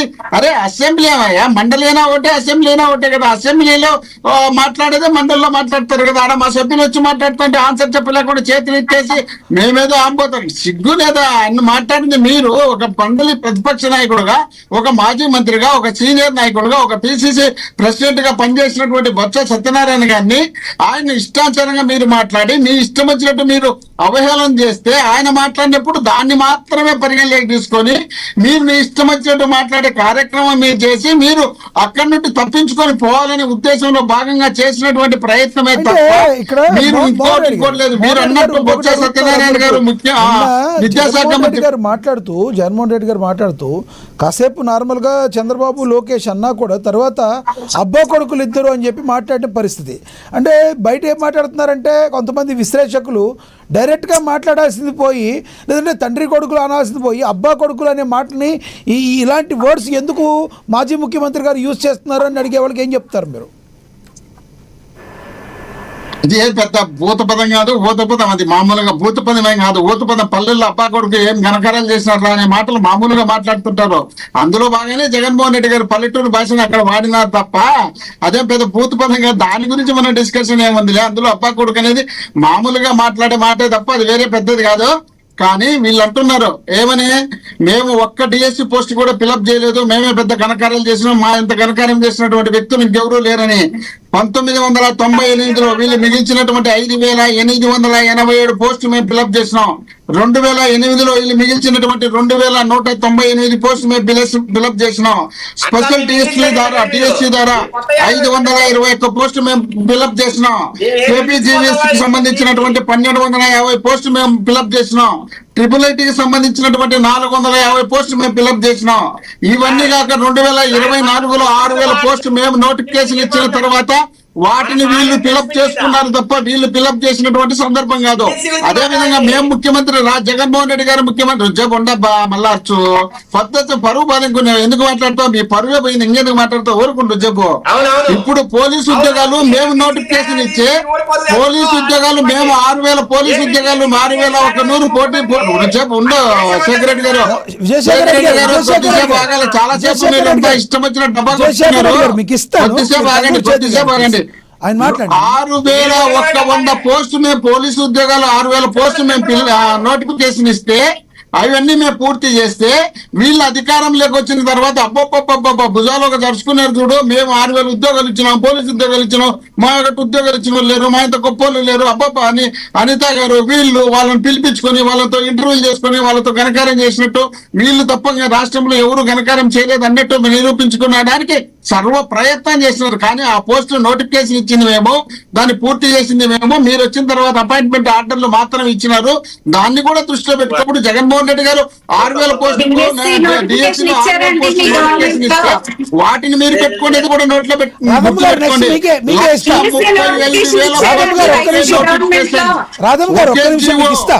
చరిత్రలో రాష్ట్ర చరిత్రలో ఏ ముఖ్యమంత్రి చేయలేని విధంగా ఆంధ్రప్రదేశ్ ముఖ్యమంత్రిగా జగన్మోహన్ రెడ్డి గారు చేసినటువంటి చరిత్ర మీరు తల కిందలు పడినా కాళ్ళు కింద పెట్టి పైకి కాళ్ళు కింద పెట్టి కాళ్ళు పైకి ఎత్తి తపస్సు చేసిన మీ చరిత్రలో ఎప్పుడు ఫిలప్ చేయలేరు. జగన్మోహన్ రెడ్డి గారు చేసిన పోస్టు మీరు 2,13,000 పోస్టు గవర్నమెంట్ పోస్టు మేము ఫిలప్ చేసినాం. మీరు గొప్పలు చెప్పుకుంటా నెలకు 20,000 ఇచ్చాం, నెలకు సంవత్సరానికి 20 లక్షలు ఇచ్చాం, 6 లక్షల పోస్టు ఇచ్చాం, 6 లక్షల పోస్టు ఇచ్చాం, 20 లక్షల పోస్టు ఇచ్చామని తప్ప ఒక్కటి కూడా చేసింది లేదు. మోహన్ రెడ్డి గారు జగన్మోహన్ రెడ్డి గారు అయితే నేను ఆయన కొండబద్దలు కొట్టి ఇలా విచారణ అయితే కావాలని అడిగారు. రాను రోజుల్లో ఇప్పుడు ఎలక్షన్ సంస్థాగత ఎలక్షన్ సంబంధించి నోటిఫికేషన్ నగారా కూడా వచ్చింది. ఈ ఇంపాక్ట్ ఏమైనా ఉంటుందంటారా రానున్న రోజుల్లో? మీ వైసీపీ పార్టీ డిఎస్సి గురించి ఏమైనా ప్రజల్లోకి బలంగా తీసుకెళ్తే మీరు అద్భుతంగా విజయాలు సాధిస్తారా? సంస్థాగతంగా కూటమి ప్రభుత్వం ఇలా చేస్తుందని ఆరోపణలు చేస్తున్నారు కదా, సంస్థాగతంగా మీరు ఎన్నికల్లో మీరు ఈ విషయాన్ని లాభపడే అవకాశం ఉందంటారా? డిఎస్సిలో పూర్తి స్థాయిలో అవినీతికి పాల్పన్నారనేది వైఎస్ఆర్ కాంగ్రెస్ పార్టీ జనంలోకి ఎప్పుడు జూలై 29 నుండి కార్యక్రమాలు చేస్తున్నా. జూన్ 1వ తేదీ చేసినా, జూన్ 8, 9 చేసినా, జూన్ 12వ తేదీ అన్ని నియోజకవర్గాలు 175 నియోజకవర్గాలు చేసినా, జూన్ 18వ తేదీ రాష్ట్ర గవర్నర్ కు వినతి పత్రం ఇచ్చినా, జూన్ 28వ తేదీ రాష్ట్ర వ్యాప్తంగా విద్యార్థులతో చేసినా, జూన్ 31వ తేదీ జిల్లా కలెక్టర్లకు చేసిన మళ్ళీ వినతి పత్రాలు ఇచ్చినా, ఆగస్టు 3, 4 తేదీలో రాష్ట్ర వ్యాప్తంగా 8 తేదీలో నియోజకవర్గాల్లో చేసినాం, ఆగస్టు 10వ తేదీ రాష్ట్ర వ్యాప్త నిరసన కార్యక్రమం చేసి బ్రహ్మాండంగా జనంలోకి తీసుకుపోయినాం. ఆ తర్వాత వీళ్ళు ఇష్టం వచ్చినట్టు వీళ్ళు సెల్ఫ్ టపాలు కొట్టుకుని తప్పించుకోవాలని చూడాలని చూసినారు. వీళ్ళంతటా వీళ్ళే ఒక్క నిమిషం ఎందుకంటే వాళ్ళు చాలా సేపు మాట్లాడారు, నాకు వచ్చినప్పుడు అర్థమవుతుంది కదా. వీళ్ళు చెప్తానబ్బా ఓపిక పట్టండి. వీళ్ళు అసెంబ్లీలో చేతగాక చేసిన దొంగతనాన్ని వీళ్ళ నోట్తోనే తండ్రి కొడుకు ఇద్దరు ఒప్పుకున్నారు. ఏమని డబ్బులు 14,10,000 తీసుకునేది నిజమే, వారి మీద కేసు పెట్టామన్నారు. వారి మీద కేసు పెట్టింది తెలుదు, వారి కేసు పెట్టి బయటకు పంపించింది తెలుదు, వీళ్ళు ఇళ్లలో పెట్టుకునేది తెలుదు, వీళ్ళు పోలీసులు కేసు పెట్టమంటే పెట్టారో లేదో తెలుదు. అదే రాధిక అనే అమ్మాయికి జ్యోతి అనే అమ్మాయి 14 లక్షలు డబ్బులు ఇచ్చిండేది, డైరెక్ట్ గా డబ్బులు చెక్ బ్యాంక్ ద్వారా ట్రాన్స్ఫర్ చేసిండేది. ఆ కేసు పెడితే ఆ కేసులో వీళ్ళ అధికారుల ద్వారా వీళ్ళు తప్పించినటువంటి చరిత్ర వీళ్ళకు ఉంది. కాబట్టి వీళ్ళు డిఎస్సిలో అట్టర్ ఫ్లాప్ అయినారు. కాబట్టి వీళ్ళు రాష్ట్ర ప్రభుత్వంలో పూర్తి విఫలమైనారు. కాబట్టి వీళ్ళు చెప్పిన సూపర్ 6 అట్టర్ ఫ్లాప్ అయినాయి. కాబట్టి జనంలో బ్రహ్మాండమైనటువంటి మైలేజ్ వైసీపీకి వచ్చింది. కాబట్టి వీళ్ళు ఇళ్లలో మేము వైసీపీలో పోటీ చేసి ఇళ్లలో కూర్చుని గెలిచే పరిస్థితి మాకు ఉంది. కాబట్టి వీళ్ళు పోలీసులతో ఆడుకోవాలనే ఆలోచనలో ఉన్నారు తప్ప ప్రజలు వీళ్ళకు సపోర్ట్ చేసే పరిస్థితుల్లో లేరు. కాబట్టి వీళ్ళు ఎటువంటి పరిస్థితుల్లో ఆంధ్రప్రదేశ్లో ఇంకా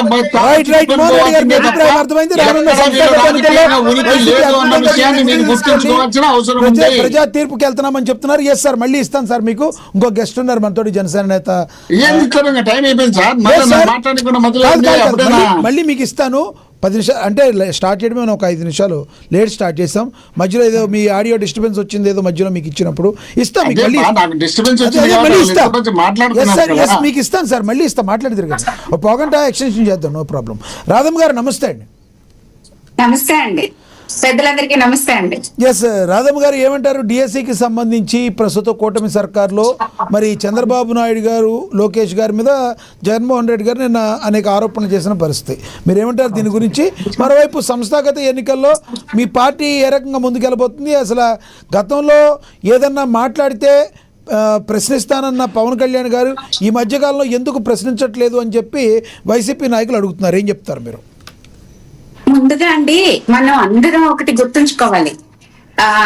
అసలు ఏపీఎస్సికి డిఎస్సికి రెండింటికి తేడా లేదన్నది పెద్ద తప్పు మాట. అసలు అది ఒక సీఎం అంటే ప్రజలందరూ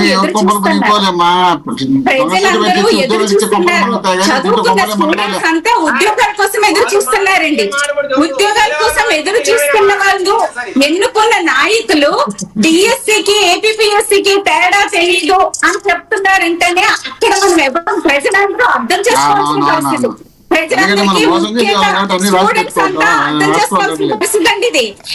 అదేదో చిన్న తప్పు అంటారు ఏంటంటే, ఒక నాయకుడు అతన్ని నమ్మి ఓట్లేసిన ప్రజలు, స్టూడెంట్స్ వాళ్ళకి ఉద్యోగాలు వస్తాయని ఎన్నో ఆశలతో చదువుకుంటే కనీసం నాలెడ్జ్ లేని వాళ్ళు మన నాయకులు అయ్యారు అన్నది చాలా బాధాకరమైన విషయం.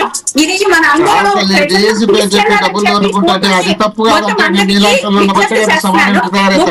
ఇప్పుడు మన ఇంకొకటి ఏంటంటే, మన సీఎం చంద్రబాబు నాయుడు గారండి. సార్ ఇద్దరు మాట్లాడితే అర్థం కాదు, ఒక్క నిమిషం మాట్లాడిన మోహన్ రెడ్డి గారు. ఎవరో రాజకీయ ఏదో జరిగితే ఎక్కడో ఎవరో మాట్లాడుకుంటే దానికి లోకేష్ గారికి ప్రభుత్వం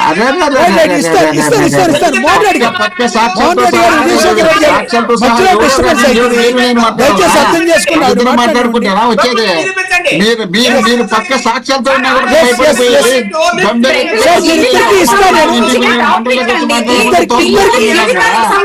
మండలిలో మాట్లాడి నిరూపించండి.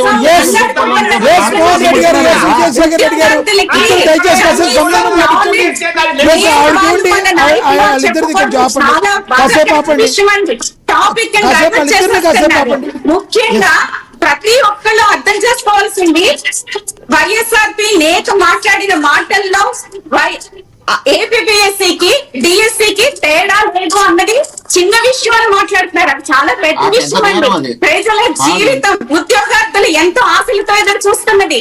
టాపిక్ చాలా ఇంపార్టెంట్. మన నాలెడ్జ్ ఎంత ఉన్నది.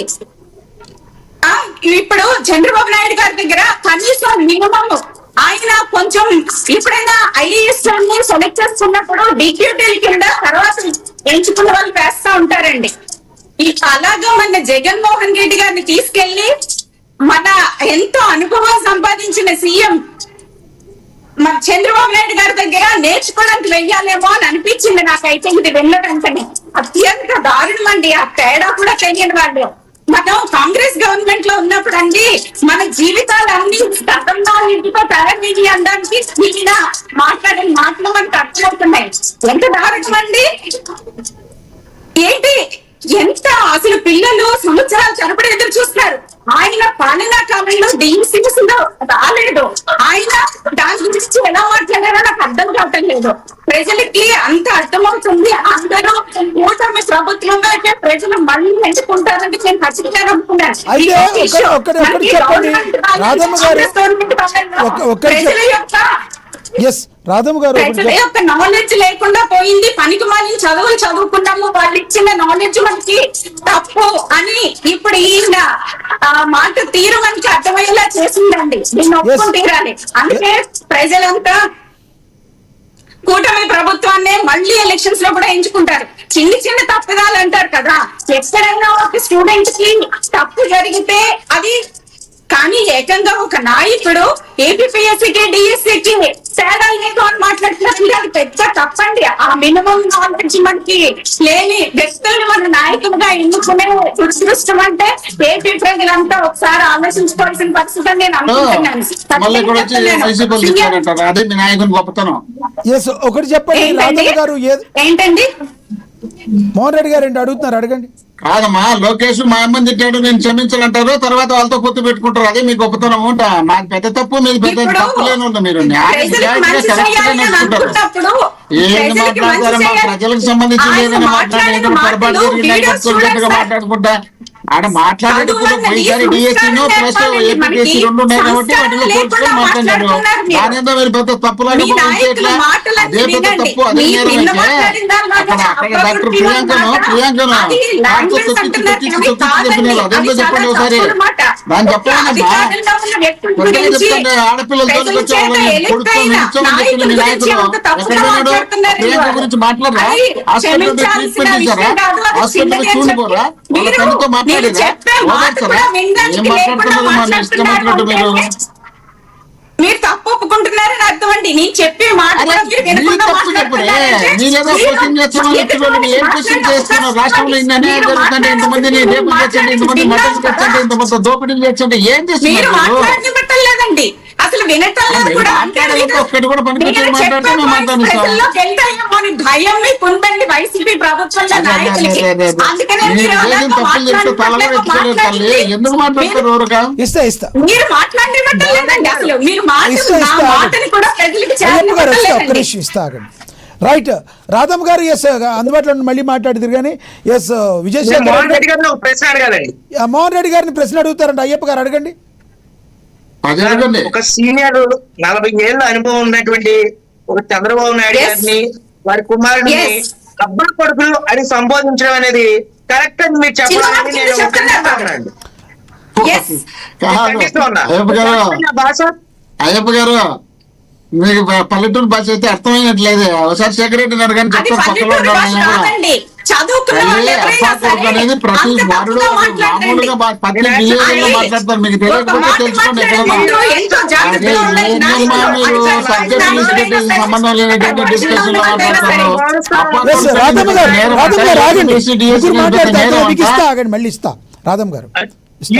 ఈ రాష్ట్రంలో గతంలో ముఖ్యమంత్రిగా చేశారు, ఈ రాష్ట్రంలో ప్రతిపక్ష నేతగా ఉన్నారు. ఒక ప్రభుత్వానికి ఏదైతే ప్రతిపక్ష స్థాయిలో ఉండి ఆయన అటువంటి మాటలు మాట్లాడటం, చంద్రబాబు నాయుడు గారిని అని చెప్పడం అనేది కరెక్ట్ కాదండి.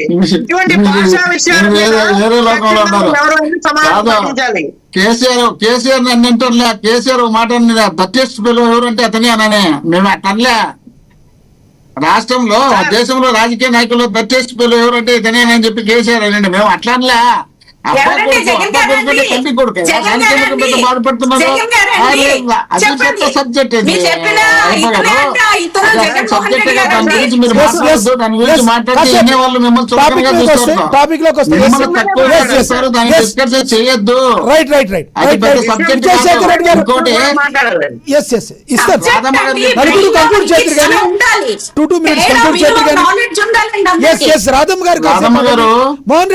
జగన్మోహన్ రెడ్డి గారికి మినిమం నాలెడ్జ్ ఉంది కాబట్టి రాష్ట్రంలో ఉన్నటువంటి నిరుద్యోగ యువకులకు ఉద్యోగ అవకాశం కల్పించాలనే ఉద్దేశంలో భాగంగా పర్మనెంట్ ఉద్యోగాలు 2,13,000 ఉద్యోగాలు ఫిలప్ చేసినటువంటి ఏకైక మగాడు ఆంధ్రప్రదేశ్ లో జగన్మోహన్ రెడ్డి గారే. దాదాపు 8 లక్షల ఉద్యోగాలు ఇచ్చిన జగన్మోహన్ రెడ్డి గారు ముఖ్యమంత్రి ఉన్నంతవరకు ఏ ముఖ్యమంత్రి చేయలేదు. జగన్మోహన్ రెడ్డి గారు వచ్చిన తర్వాత రాధమ్మ గారు ఆగండి కాసేపు. విజయశేఖర్ రెడ్డి గారు మీరు కంక్లూడ్ చేయండి సార్. టాపిక్ మీకు చివరిగా కంక్లూడ్ చేయండి ప్లీజ్. విజయశేఖర్ రెడ్డి గారు, నేను వెరీ స్ట్రైట్ గా ఒక మాట అడుగుతున్నాను. మీరు సిబిఐ ఎంక్వైరీ కావాలని చెప్పి హైకోర్టుకి వెళ్ళారు. హైకోర్టు మొట్టికాయలు వేసింది, చివాట్లు పెట్టింది. మీకు సత్తా ఉంటే మళ్ళీ హైకోర్టు తలుపు తట్టండి, సిబిఐ ఎంక్వైరీ అడగండి. ఇంకొకటి బాబు మేము వెళ్ళాము సిబిఐ ఎంక్వైరీ ఏమని చెప్పి హైకోర్టులో ఉంది. పిఎం గారిని మాట్లాడితే మళ్ళీ వచ్చారులే మాట్లాడు మీరు చెప్తారు. మళ్ళీ ఆయన అడ్డం వచ్చినప్పుడు మీరు చెప్పలేదు. అదే ఇస్తా. మా క్వశ్చన్ మీ దగ్గర ఆన్సర్లు ఉండవు. మా క్వశ్చన్ మీకు ఆన్సర్లు ఉండవు. చెప్తా ఇప్పుడు రోజు బాబు మళ్ళీ మాట్లాడించు. చెప్పండి చెప్తా. నా పని మళ్ళీ మాట్లాడించు. ఇస్తాను సార్, మాట్లాడిస్తాను. మళ్ళీ మాట్లాడించు. మాట్లాడుతున్నాను. మాట్లాడిస్తా సార్. ఒక్క నిమిషం నోట్ చేసుకోండి. నేను మాట్లాడిస్తా. రాధమ్మ గారు ఒక్క నిమిషం. ఇప్పుడు నుంచి ఈ నిమిషంలో మీ నలుగురికి 2 నిమిషాలు ఇస్తాను అందరికి. ప్రతి 2 నిమిషాలు మీట్లో ప్రతి 2 నిమిషాలు మీట్లో ఉంటారు అందరూ. ఒక్కరు మాట్లాడితే ఒక్క నిమిషం సార్. ఒక్క నిమిషం విజయశేఖర్ రెడ్డి మీరు మాట్లాడేటప్పుడు అందరూ ముగ్గురు మ్యూట్లో ఉంటారు. ఇప్పుడు అలా అందరూ మాట్లాడేటప్పుడు అదే వరుసలో మ్యూట్లో ఉంటారు. మీరు మాట్లాడండి సార్, వాళ్ళ ముగ్గురిని మ్యూట్ చేయండి. మీరు నెక్స్ట్ నెక్స్ట్ మోహన్ రెడ్డి గారు మాట్లాడితే మీరు మ్యూట్లో ఉంటారు. అది మీరు మాట్లాడండి రైట్. అందరూ ఒకటి సూటిగా ప్రశ్నించారు. ఇప్పుడు జగన్మోహన్ రెడ్డి గారు ఏమన్నారు, ఏపీపీఎస్సీను మీరు సిబిఐకి ఎంక్వైరీ ఇవ్వండి, డిఎస్సీని ఎంక్వైరీ అడుగుతున్నారు. సార్ డిఎస్సీ మీద సిబిఐ ఎంక్వైరీకి ఆల్రెడీ మీరు హైకోర్టు తలుపు తట్టారు. హైకోర్టు వారు ఏం చెప్పారు, మీ దగ్గర ఏమైనా ప్రూఫ్లు ఉన్నాయా తీసుకురండి. రెండోది పర్వతరెడ్డి చంద్రశేఖర్ రెడ్డి ఎవరు, ఇతనికి డిఎస్సీకి ఏం సంబంధం, మీ దగ్గర అభ్యర్థులు లేరా, ఎవరికైతే అన్యాయం జరిగిందో ఎవరికైతే మోసపోయారో అభ్యర్థులు నమ్మనండి. లేదు ఎక్కడైతే తప్పులు జరిగాయని మీ దగ్గర ప్రూఫ్ ఉంటే తీసుకురండి, ఖచ్చితంగా సిబిఐ విచారణ చేద్దామని మాట్లాడారు. మీ దగ్గర సత్తా ఉండి మీ దగ్గర ప్రూఫ్ ఉంటే దయచేసి హైకోర్టుకి వెళ్ళండి. జగన్మోహన్ రెడ్డి గారి అన్యాయులకి ఆ పార్టీ వాళ్ళకు మేము ఈ డిబేట్ ముఖంగా చెప్తున్నా, రిక్వెస్ట్ చేస్తున్నా, డిబేట్లకు వచ్చి మాట్లాడడం టైం వేస్ట్ చేసుకోవద్దు, హైకోర్టుకి వెళ్ళి మాట్లాడండి. ఒకటి. రెండోది, ఏపీపీఎస్సీ గురించి ఆల్రెడీ హైకోర్టు పరిధిలో ఇది విచారణ జరుగుతోంది. మా రాష్ట్ర ప్రభుత్వం అధికారుల మీద మన నమ్మకం ఉంది. ఈ రాష్ట్రంలో పోలీసు అధికారులు అత్యంత ప్రతిభావంతులు ఉన్నారు. దాంట్లో భాగంగానే సిట్ దర్యాప్తు వేశాం. సిట్ దర్యాప్తులో వీళ్ళు ఏమేమి మోసాలు చేశారో, ఎన్ని సార్లు ఎవాల్యుయేషన్ చేశారో, డిజిటల్ ఎవాల్యుయేషన్ ఎప్పుడు చేశారు, డిజిటల్ ఎవాల్యుయేషన్ ఎలా మారింది, తర్వాత మాన్యువల్ ఎవాల్యుయేషన్ ఎక్కడ చేశారు, హైలాండ్ లో ఎన్ని రోజులు పెట్టారు పేపర్లని, ఎన్ని కరెక్షన్లు చేశారు, ఎన్ని పేపర్లో మీరు నీకు నచ్చిన మార్కులు వేసుకున్నారు, ఏ రకంగా మీరు ఉద్యోగాలు ఇచ్చారో అన్ని కూడా బయటకు వచ్చాయి. నువ్వు తిద్దు నివేదిక హైకోర్టు వారికి ఇచ్చింది సిట్టు. దాని మీద హైకోర్టు వారు ఖచ్చితంగా రాబోయే రోజుల్లో ఒక తీర్పు ఇస్తారు. మీకు ఒకవేళ సిట్టు దర్యాప్తు మీద నమ్మకం లేకపోతే హైకోర్టు వారు అడగండి. సిబిఐ దర్యాప్తు అయింది సార్, మాకు సిబిఐ దర్యాప్తు అయితే ఓకే, సిట్టు దర్యాప్తు నమ్మకం లేదని మీరు అడగండి పోయి హైకోర్టు. అంతేగాని ప్రెస్ మీట్ దమ్ముంటే ఏంటి సార్, మాకు సత్తా ఉంది కాబట్టి, మా అధికారుల మీద మాకు నమ్మకం ఉంది కాబట్టి మేము ఇక్కడే విచారణ చేస్తాం. మా దగ్గర సత్తా ఉన్న పోలీసు అధికారులు కావచ్చు, లేదంటే రకరకాల అధికారులు కావచ్చు ఈ దేశంలో లేరు. ఈ రోజు ఏపీ అగ్ర స్థానంలో ఉంది, పోలీసు పరంగా కావచ్చు, జస్టిస్ పరంగా కావచ్చు. దాని మీద డిబేట్ చేద్దాం. మీరు రకరకాల మీ అభిప్రాయం ఇంకొక మాట చెప్పండి సార్. ఇప్పుడు రాజధాని రకరకాలుగా ఉద్యోగాలకు నోటిఫికేషన్ ఇచ్చినప్పుడు కొంతమంది మోసగాళ్ళు రకరకాలుగా మోసం చేయాలి ప్రయత్నం చేస్తుంటారు సార్. వాళ్ళ విధి విధానాలు లేకపోతే వాళ్ళు ఎవరు ఏంటని తెలుసుకోకుండా మీరు డబ్బులు ఇచ్చి మోసపోతూ ఉండడం అనేది ఎవరి సంబంధం అది సార్? మీరు మోసపోయారని చెప్పారు, మీరు పోలీస్ స్టేషన్ లో కేసు పెట్టారు, దాని మీద దర్యాప్తు జరుగుతుంది. నిజంగా వారు ఎవరైనా జాబ్ ఇప్పించితే అప్పుడు ప్రభుత్వంలోనో లేకపోతే ఇంకెక్కడో అక్కడ అవినీతి జరిగినట్టు. అంటే ఆమె జాబ్ రాలేదని ఆమె చెప్పినప్పుడు ఇంకా అవినీతికి తావెక్కడుంది? ప్రభుత్వంలో లోకలెక్కలు ఎక్కడ ఉన్నాయి, స్కామ్లు ఎక్కడ జరిగాయి? అదే ఆన్సర్. ఆ ఆన్సరే కదా, అదే కదా ఆన్సర్. రెండోది, ఆమె డబ్బు పోయిందంటున్నారు, పోలీసులు దర్యాప్తు చేస్తే డబ్బులు శేఖర్ రెడ్డి గారు ఎస్ సమయం అయింది. మీరు అడిగిన మీ అభిప్రాయం అర్థమైంది. ఎస్ మోహన్ రెడ్డి గారు లేదు అందరూ మ్యూట్ లోనే ఉంటారు, చెప్పే కదా. మోహన్ రెడ్డి గారు మీరు మాట్లాడండి. శేఖర్ రెడ్డి గారు చెప్తున్నారు కదా, మేము నిజాయితీగా చేస్తాం, మేము కరెక్ట్ గా చేస్తాం, మేము బాగా చేస్తాం, మేము మా అంత కూడా కరెక్ట్ చేసేవాళ్ళు లేరు, మేము ఏలేరు కుంభకోణంలో జడ్జీలను నాశనం చేసినాం, మేము బట్టి రాష్ట్రాన్ని దేశాన్ని సర్వనాశనం చేస్తామని చెప్తున్నారు కదా. సరే అన్ని కరెక్టే. స్టేట్ లో ఉండే గవర్నమెంట్ మీదే, కేంద్రంలో ఉండే గవర్నమెంట్ మీదే. సిబిఐ దర్యాప్తు చేయడానికి ఎందుకు భయపడుతున్నారు? రాజశేఖర రెడ్డి గారి కొడుకు మీద సిబిఐ దర్యాప్తు ఏమని అసెంబ్లీలోనే రాజశేఖర రెడ్డి గారు కోరినారు. దమ్ముంటే నిరూపించుకొని తర్వాత అదే రాజశేఖర రెడ్డి గారు ముఖ్యమంత్రిగా ఉన్నప్పుడు ఆయన కొడుకు మీద ఆయనే ఇస్తున్నారు సిబిఐ దర్యాప్తు. వీళ్ళు ఆరోపణ చేశారు. సిగ్గు లేకుండా ధైర్యం లేకుండా ఆడింగులలో మాత్రం మాట్లాడతారు. మేమేందా మాకు గవర్నమెంట్ ఉంది, మేము పెద్ద పుడంగులమని. అందరికీ ఉందయా, అందరికీ గవర్నమెంట్ ఉంది, అందరికీ పోలీసులు ఉన్నారు, అందరికీ ఉంటారు. రేపు మాకు అధికారం వచ్చినప్పుడు మీకు పోలీసులు ఏందో చూపించాం. అది కాదు సబ్జెక్టు. ఇప్పుడు మీరు ఆరోపణ చేసినారు, నిరూపించడానికి సిబిఐ దర్యాప్తు వేయండి. సిబిఐ దర్యాప్తు వేయకుండా ఎందుకు? రేపు మా మీద ఏపీపీఎస్ మీద మీరు కంప్లైంట్ చేస్తున్నారు, మా మీద సిట్ వేసినారు. సిట్ ఎవరి చేతిలో ఉంటుంది? మీ చేతిలో ఉంటుంది. కోర్టుకు పోయిన తర్వాత కోర్టు సిట్ వేయమంది. సిట్ వేసిన తర్వాత ఆ పోలీసులు రాష్ట్ర పోలీసులే కదా మీ కింద ఉండే వాళ్ళే కదా, మీ ఇష్టం వచ్చినట్టు రిపోర్ట్ తయారు చేయించుకుంటారు కదా. ఇంకోటి అంటున్నారు, పర్వతిరెడ్డి చంద్రశేఖర్ రెడ్డి పోయినారు కోర్టు చీవాటు పెట్టలేదు బాబు. ఇక్కడ 330 కేసులు ఉన్నాయి. ఈ 330 కేసులు ఎగ్జామ్ నేషనల్ అయినా వాళ్ళని పరిష్కరిద్దాంలే, మీరు ఊరుకుండండి, సంబంధించిన వాళ్ళు ఉన్నారు కదా వాళ్ళు చేద్దామని చెప్పినారు. మూడోది మేము సిబిఐ వేయమని చెప్పి కోర్టును సంప్రదించడం, ప్రధానమంత్రి గారిని సంప్రదించడం, అమిత్ షా గారిని సంప్రదించడం, అందరినీ అడుగుతున్నాం. అంటే మీరు అదేందో చూపించమని మీకు ఎందుకయ్యా అంత ఉనికి, ఎందుకయ్యా అంత భయం, ఎందుకయ్యా? మీ చంద్రబాబు నాయుడు గారికి కొడుకు పెద్ద అటర్ ఫ్లాప్ అయినాడు కాబట్టి, ఈ అటర్ ఫ్లాప్ అయినటువంటి క్యాండిడేట్ రేపు ముఖ్యమంత్రిగా అంటే జనాలు ఒప్పుకోరు కాబట్టి, అది ఎంత తప్పైనా సరే ఎన్నికేసుకొని రావాలనే ఉద్దేశంలో భాగంగా సర్వ ప్రయత్నాలు చేస్తున్నారు కాబట్టి మీరు చెప్తున్నారు. ఇప్పుడు ఏపీపీఎస్సీలో మేము ఎగ్జామ్ రాసిన తర్వాత మా మీద ఎవరైనా డబ్బులు అడిగినారని చెప్పో, లేక ఆడియోలో వీడియోలో లేక చెక్కులో ట్రాన్స్ఫర్ లో జరిగినట్టు ఒక్కటి చూపించండి. మీరు ఫిలిమ్స్ ఎగ్జామ్ జరిపినారు, ఆ తర్వాత మేము ఎగ్జామ్ జరిపినాము, దాంట్లో మా మీద ఎట్లా వస్తుంది? ఇప్పుడు మీరు ఎగ్జామ్ 2 మీరే జరిపినారు, జీవో నెంబర్ 4 ఇచ్చినారు, జీవో నెంబర్ 47 ఇచ్చినారు, మళ్ళీ ఆ జీవో నెంబర్లు ఎందుకు రద్దు చేసినారు? ఇప్పుడు మళ్ళీ క్రీడలు ఏమన్నా స్పోర్ట్స్ లో పాల్గొన్న వాళ్ళకి ఎగ్జామ్ రాయాలి, మీకైతే ఎగ్జామ్ రాయకూడదు. అంటే మేము మీ ఇష్టం వచ్చినట్టే 23, 20, 56 ఎందుకు మళ్ళీ రెండోసారి జీవో ఇచ్చి దాంట్లో క్లోజ్ చేసినారు? 4, 47 జీవోలు ఎందుకు ఇచ్చినారు? జీవోలు ఇచ్చిన తర్వాత మీకు కావాల్సిన వాళ్ళకు డబ్బులకు అమ్ముకొని లక్షల కోట్ల రూపాయలు సంపాదించుకొని దాని మీద అభియోగాలు వచ్చే మీరు తప్పించుకోవడానికి ఇతరుల మీద నిందలేసి తప్పించుకోవాలని మీ ఇష్టం వచ్చినట్టు ప్రయత్నం చేస్తున్నారా?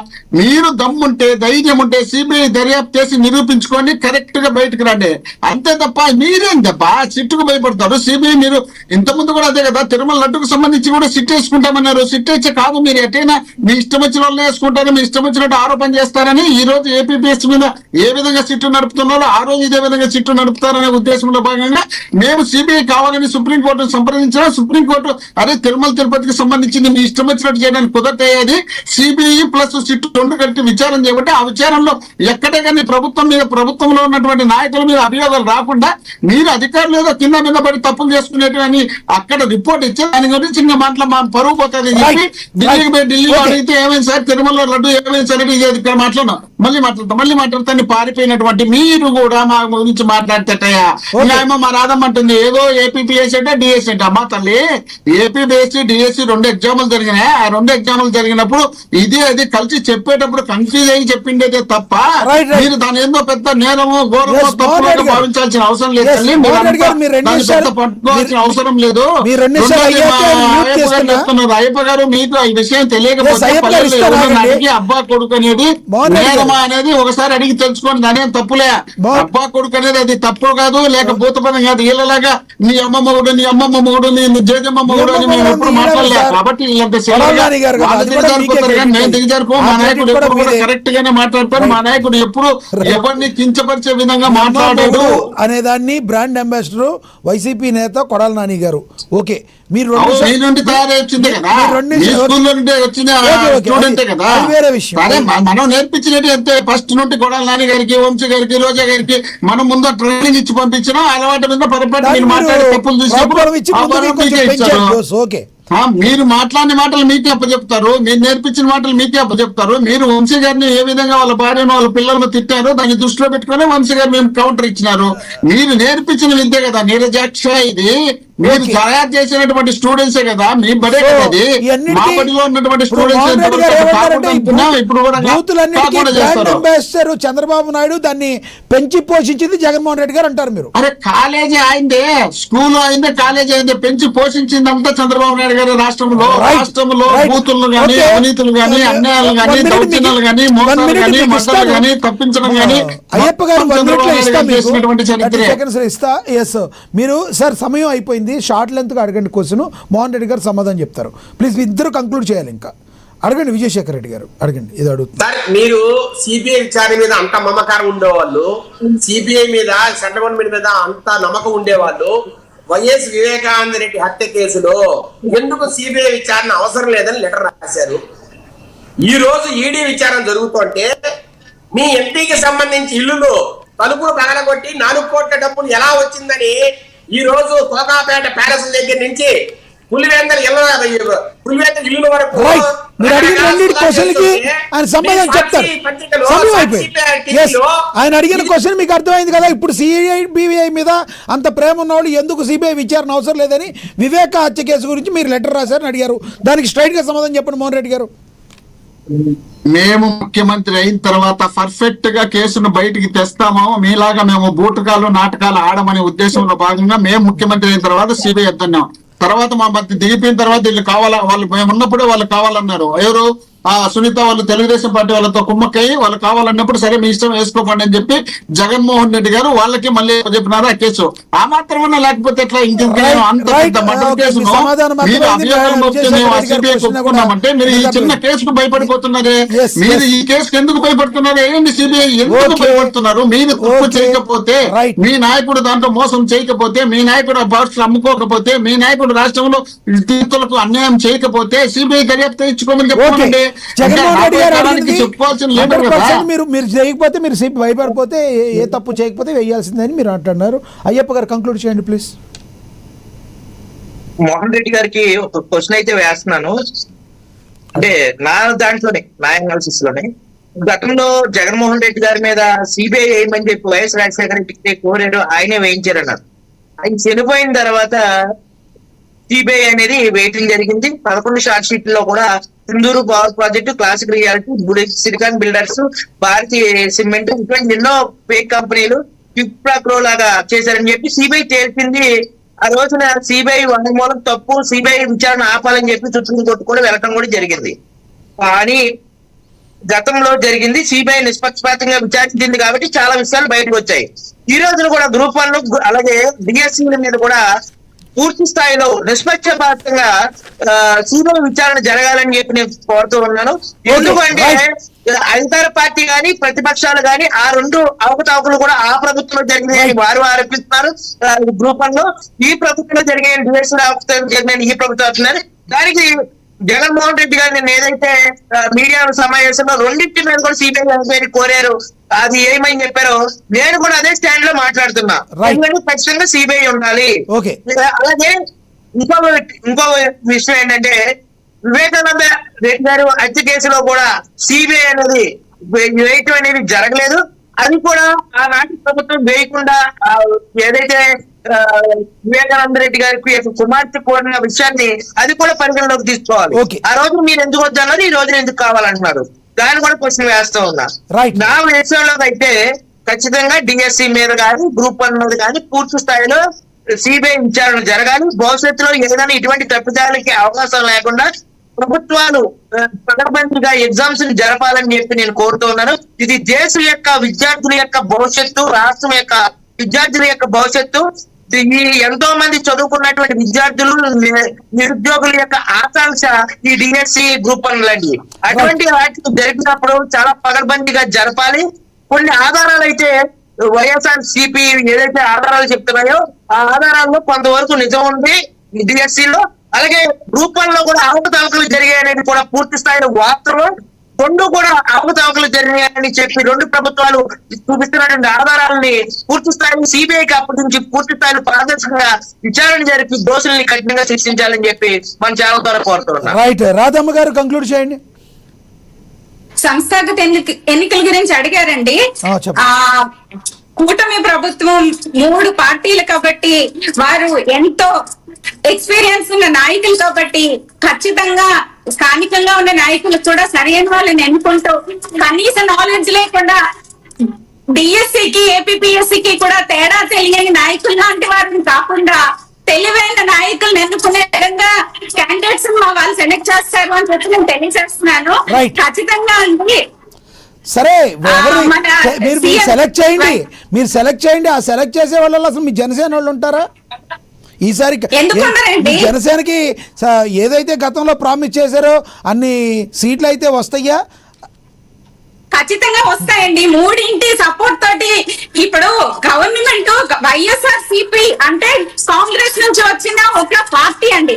కాంగ్రెస్ గవర్నమెంట్ లో ప్రజలంతా ఎంత పనికి వాళ్ళని విద్య నేర్చుకున్నారు, సబ్జెక్ట్ అవసరం లేనిది నేర్చుకుని ఈ రోజు కనీసం డిఎస్సికి ఏపీఎస్సికి కూడా తేడా తెలియని నాయకులకి జనరేషన్స్ అలాంటి వైసీపీ నుంచి కొంతమంది నేతల్ని మీరు కూడా తీసుకున్నారు కదండి. కాంగ్రెస్ లో ఉన్న వైసీపీ నాయకులు ఎంత తెలివైన వాళ్ళో మా అమలాపురం ఏరియా వస్తే వాళ్ళ నాలెడ్జ్ ఏంటో వాళ్ళ పనితీరు ఏంటో మీకు ఖచ్చితంగా తెలుస్తుందండి. చివరిగా మీరు ఒక్కటి చెప్పండి, ఈ సంస్థాగత ఎన్నికల్లో గతంలో మీ పవన్ కళ్యాణ్ గారు ప్రామిస్ చేసినట్టుగా 30% సీట్లు మీరు తెచ్చుకోగలరా? ఆ దమ్ము మీకు ఉందా అసలు నిజంగా? ఖచ్చితంగా తెచ్చుకోగలుగుతామండి. చూద్దాం, అది కూడా చూద్దాం. ఎలాగో ఎన్నికల నగారా కూడా మోగిపోయింది. అంతకు ముందు మాట్లాడిన మాటలుగానే ఉంటాయా లేదంటే నీరు గారుస్తారా అనేది మరి జనాలందరూ కూడా చూస్తారని ఎంతో ఎంతసేసం ముందు చూద్దాం మరి ఏం జరుగుద్ది అనేది. ఓకేనండి, ధన్యవాదాలు మీ అభిప్రాయాన్ని తెలియజేసినందుకు డాక్టర్ రాధమ్మ గారు. ధన్యవాదాలండి ఎల్ఎం మోహన్ రెడ్డి గారు. ధన్యవాదాలండి మేడ విజయశేఖర్ రెడ్డి గారు. ధన్యవాదాలండి కోటిపల్లి అయ్యప్ప గారు. ఏదేమైనప్పటికీ కూడా మరి స్పోర్ట్స్ కోటాలో పివి సింధుతో 372 మంది ఉద్యోగులను ఎలా పోల్చుతారంటూ తీవ్ర ఆగ్రహాన్ని అయితే వ్యక్తం చేశారు జగన్మోహన్ రెడ్డి గారు. డిఎస్సి 2025, ఏపీఎస్సి 2018 వ్యవహారాలపై సిబిఐ విచారణకు తాము సిద్ధమని జగన్ సవాల్ విసిరారు. చంద్రబాబు ఆయన కుమారుడు లోకేష్ కూడా సిబిఐ విచారణకు సిద్ధమా అని ఆయన ప్రశ్నించారు. చూడాలి ప్రభుత్వం ఏ నిర్ణయం తీసుకుంటుంది అనేది. ఇది వాటి స్పెషల్ డిబేట్ చూస్తున్నాను. నమస్తే.